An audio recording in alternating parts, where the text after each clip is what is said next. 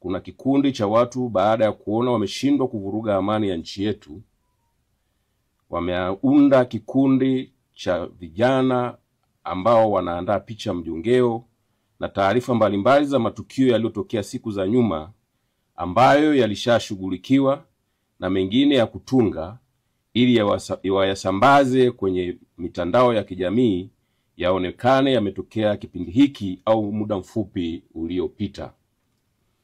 Mkiona taarifa kama hizo kwenye mitandao ya kijamii na baadhi ya vyombo vingine vya habari vilivyoandaliwa na watu hao wenye nia ovu na amani ya taifa letu, mtambue kuwa ni za uongo, uzushi na za kutaka kutuchonganisha na kutugombanisha. Wapo pia walioandaliwa kama ambavyo baadhi wameshajitokeza kuzungumza na kutoa taarifa zenye tungo tata zenye kutaka kuleta taharuki. Pia wanakusanya matukio ambayo yalitokea nchi nyingine na kuyatengeneza kwa kuyawekea sauti zenye lafudhi ya Kiswahili ili yaonekane yametokea nchini mwetu na wakati huu muhimu tunapoelekea kupiga kura kesho.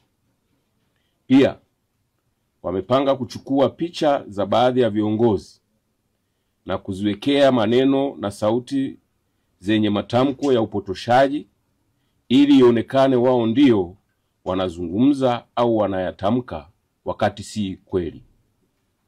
Jeshi la polisi wakati linaendelea kuwafuatilia ili liwatie nguvuni kwa mujibu wa sheria, linatoa rai kwa wananchi mtakapoona au kutumiwa picha mjongeo na taarifa kama hizo au vipeperushi na mengine yanayofanana na hayo, muyapuuze, kwani yameandaliwa kwa nia ovu ya kiuhalifu kwa lengo la kutaka kuleta taharuki kwa wananchi.